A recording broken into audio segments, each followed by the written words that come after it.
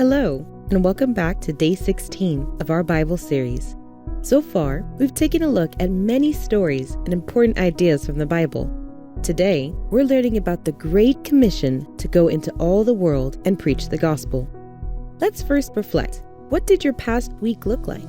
Was there anything that didn't go your way? Perhaps the big sports game, disappointing doctor's visit, or a broken relationship. Sometimes, things just work out in our favor and everything feels right in the world.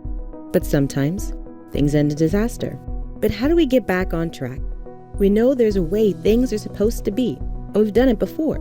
However, it's easy to see that as just something of the past. So what can we do today so that we can have success?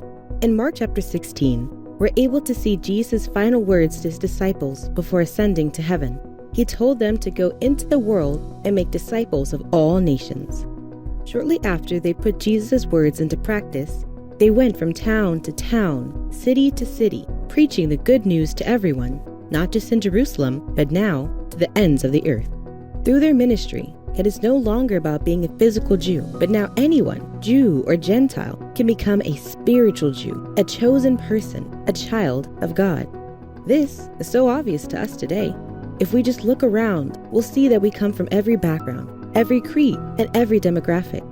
Yet we're all looking after the same God, and we're all called to be servants of God. In the New Testament, God gave us letters, but these aren't merely just words, but directions for us, a sort of how-to, and how we must carry out God's will at the time of the New Testament.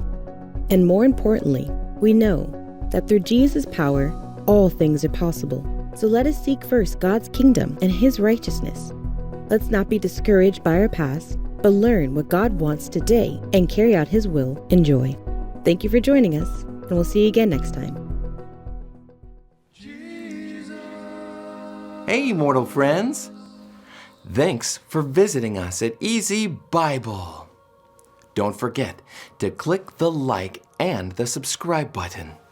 God bless.